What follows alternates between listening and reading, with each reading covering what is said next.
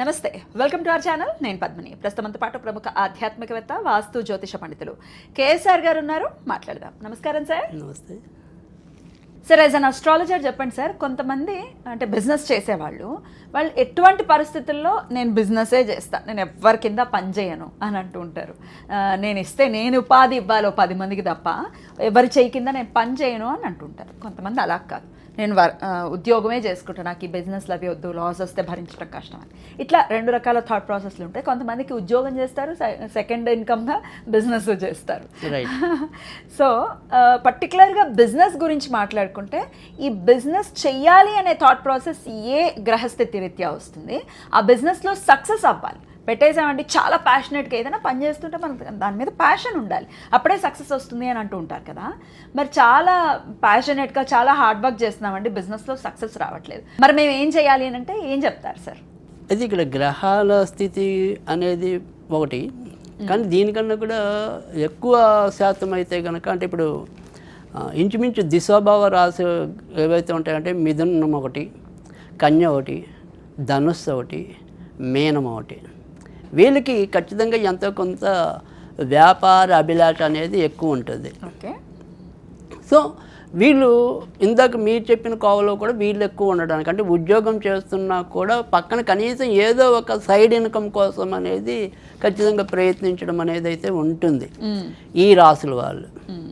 ఇక కాదు అసలు డైరెక్ట్గా అంటే చేసే ఉద్యోగంలో అయినా సరే లేదా వ్యాపారమైనా సరే ఎంతో కొంత వ్యాపార తృష్ణతతో ఆ రకమైన భావంతో చేసే వాళ్ళు ఎక్కువగా కర్కాటక రాశి వాళ్ళు ముందుండే అవకాశాలు ఎక్కువ ఉంటాయి. సో తర్వాత వృషభం కూడా ముందుంటుంది. తర్వాత వచ్చేప్పటికి కాస్త తులారాశి వాళ్ళు ఉంటారు. ఈ 3 రాశుల వాళ్ళకి కూడా అందులో ముఖ్యంగా మనకేం అంటారంటే ఈ కర్కాటకం ఒకటి, వృషభం ఒకటి, రెండింటికి కొద్దిగా వ్యాపార పరమైన అంటే వైశ్యాస్ అంటాం కదా. సో మామూలుగా అంటే మనకి పాత రోజుల్లో ఒక్కొక్క దానికి కుల వృత్తులు ఉండేవి కాబట్టి ఈ వీళ్ళ మీద వాటి యొక్క ప్రభావం ఎక్కువగా ఉంటుంది అని. సో అందుకని వాళ్ళకి ఎంతో కొంత వ్యాపారం తృష్ణ అనేది ఎక్కువగా ఉంటుంది. ఇందాక చెప్పిన 4 రాశులు జీవితంలో ఒక్కసారైనా వ్యాపారం చేస్తారు. ఇప్పుడు కర్కాటక రాశి, తులారాశి, ఇందాక చెప్పిన వృషభం, ఈ 3 రాశులు వ్యాపారం చేయకపోవచ్చు, కానీ సంపాదనలోనే వ్యాపారం ఉంటుంది. నీకు ఇస్తానులే, ఏమి ఇస్తాం అన్నట్టుగా.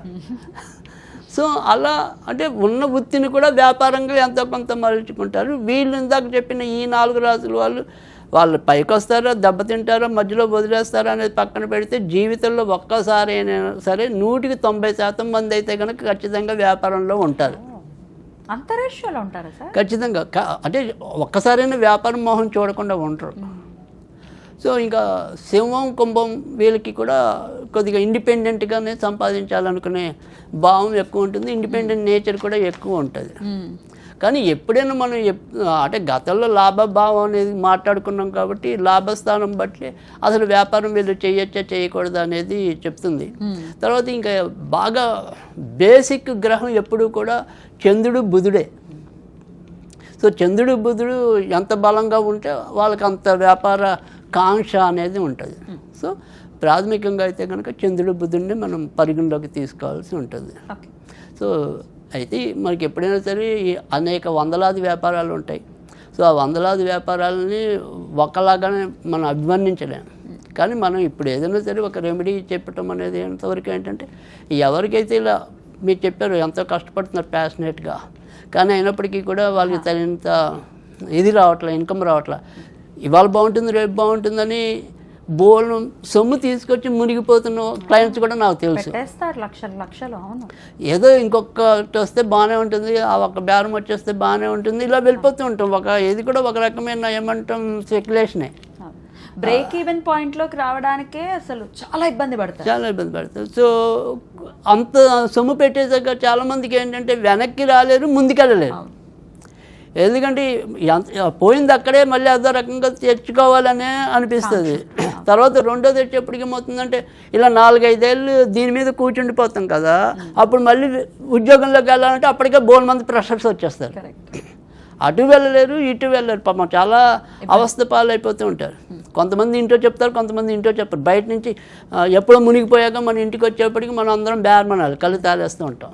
సో అలా కూడా జరుగుతుంటాయి. అలా అనేక రకాల కాపురాలు కూలిపోతున్నవి కూడా మనకి తెలుసు, వీధిని పడుతున్నవి మనకి తెలుసు. సో అందుకని వ్యాపారం ఎలా చేస్తే అంటే రెమెడీ నేను చెప్పేది. సో ఉన్నందులో వాళ్ళకి మంచి జరుగుతుంది అనేది.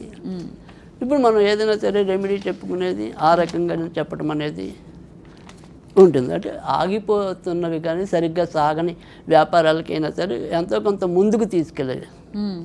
అంటే విపరీతమైన లాభాలు లేకపోయినా కనీసం ఒక మోస్తరు పర్వాలేదు, ఈ మాత్రం ఉన్నా నా బతుకు సాగుతుంది అనుకునే ధైర్యం అనేది ఏదైతే ఉంటుందో అది ఆ రకంగా మనం ఒక చిన్న రెమెడీ అనేది.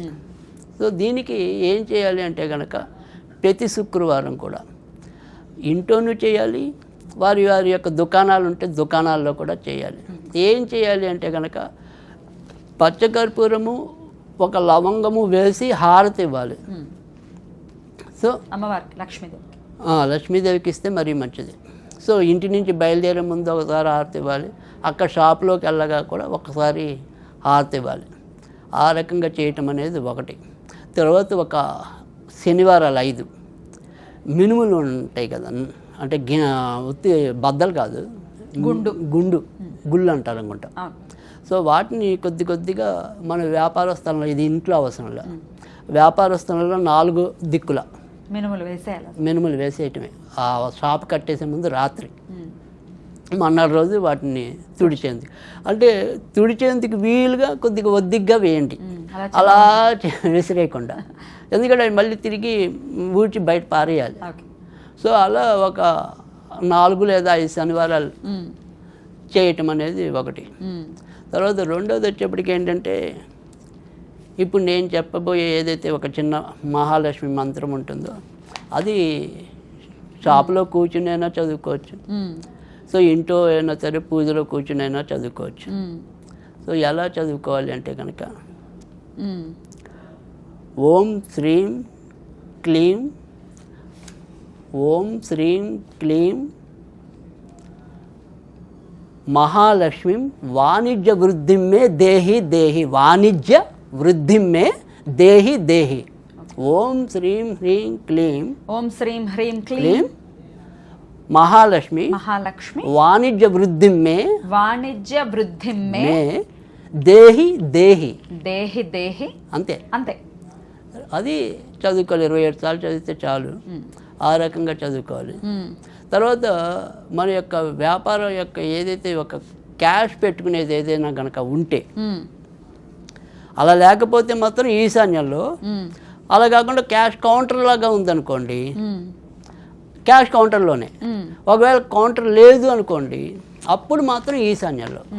ఏం చేయాలి అంటే కనుక ఒక రాగి లేదా వెండి బౌల్లో లేదా పళ్ళెం లాంటిది ఉన్నా పర్వాలేదు, దాంట్లో ఎప్పుడు కూడా 9 లవంగాలు, ఒక దాల్చిన చెక్క, పచ్చకర్పూరం అలా వేసి ఉంచేయటం, అంత ఇంకేం చేయగలరు.